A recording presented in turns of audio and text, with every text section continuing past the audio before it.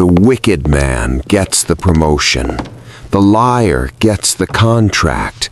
The cheat keeps his family. And you, the one who prayed, who gave, who trusted, you're still waiting.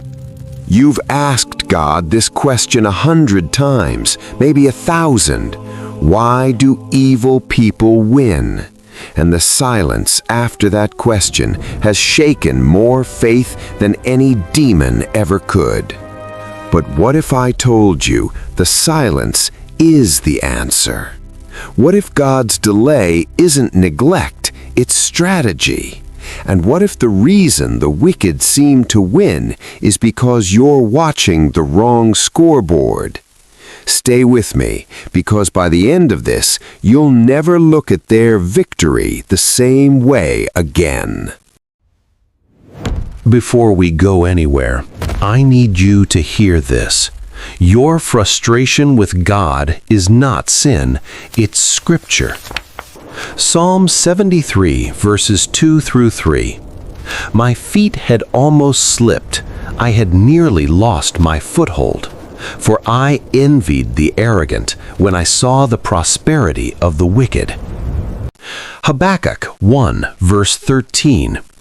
Why are you silent while the wicked swallow up those more righteous than themselves? Jeremiah 12, verse 1. Why does the way of the wicked prosper? Why do all the faithless live at ease? David asked it. Habakkuk demanded it. Jeremiah challenged God directly. These aren't weak men. These are warriors of faith who loved God enough to wrestle with Him. The Stoics understood this too. Marcus Aurelius wrote, "The best revenge is not to be like your enemy." But Scripture goes further. It says the best revenge is to watch God handle what you never could. Key point: anger at injustice doesn't mean weak faith. It means you still believe in a just God. The danger isn't the question, it's quitting before you get the answer. Here's what changes everything. You and God are not watching the same game. 3 truths the wicked don't know. 1. They're building on borrowed time. Psalm 37, verses 35 and 36.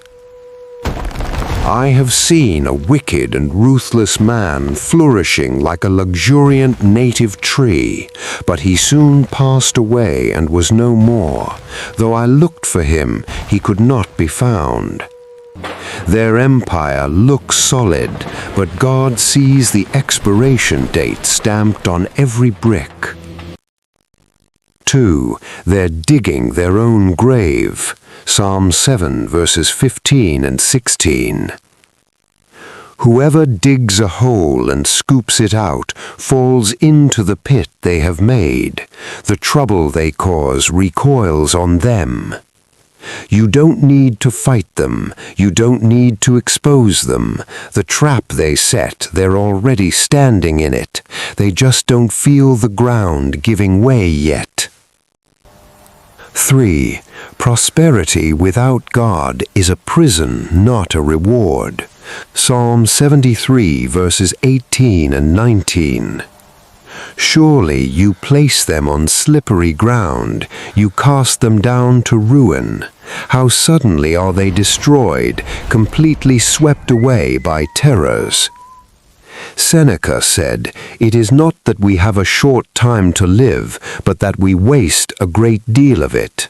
The wicked waste theirs, accumulating things that will testify against them.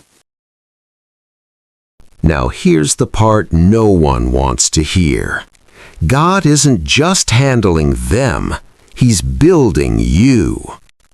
Romans 5, 3 through 4. Suffering produces perseverance, perseverance, character, and character, hope. The Stoics called this amor fati, love of fate. Not because suffering is good, but because what it builds in you is irreplaceable. 3 things God is forging in the fire. 1. Discernment. You're learning to see through what impresses others. Joseph spent 13 years in slavery and prison while his brothers lived free. But when the famine came, who had the vision? Who had the plan? The one God put through the fire. 2. Authority. Tested faith carries weight that untested faith never will. David didn't become king in the palace. He was forged in the wilderness, running from a madman. Every cave was a classroom. 3. Unshakable peace. The Stoics called it ataraxia. Scripture calls it the peace that surpasses understanding. Philippians 4:7. The wicked have comfort. You have peace. And when the storm hits, comfort crumbles. Peace stands. Here's where most teachings on this topic fail. They tell you to wait on God, and they leave you passive. But waiting on God was never meant to be passive. It was meant to be strategic. Isaiah 40:31. Those who wait on the Lord shall renew their strength. The Hebrew word for wait here, kavah, doesn't mean sit still. It means to bind together, like twisting cords into rope. You're not sitting idle, you're getting stronger while they think you're doing nothing. Epictetus said, "It's not what happens to you, but how you react to it that matters." Scripture says, "Be still and know that I am God." Psalm 46:10. Be still is not weakness. In the original Hebrew, it means cease striving. Stop trying to be God. Stop trying to deliver justice yourself. Not because it doesn't matter, but because your hands aren't big enough for what's coming. Your assignment while you wait. 1. Build.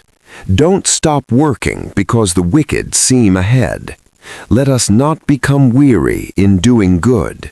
Galatians 6:9. 2. Pray with authority. Not begging prayers, warfare prayers, decree prayers. 3. Protect your heart. Guard your heart, for everything you do flows from it. Proverbs 4:23. Bitterness is the enemy's back door. Let me tell you how this ends, because God didn't leave it ambiguous. Psalm 37:9-11. Those who are evil will be destroyed, but the meek will inherit the land and enjoy peace and prosperity. Revelation 20:12. The dead were judged according to what they had done.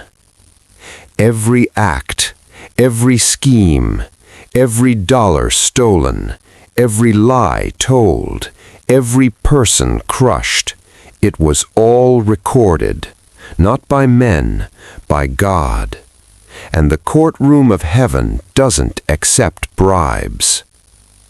Marcus Aurelius wrote on his deathbed, "Think of the life you have lived. The wicked will do the same, and it will not comfort them.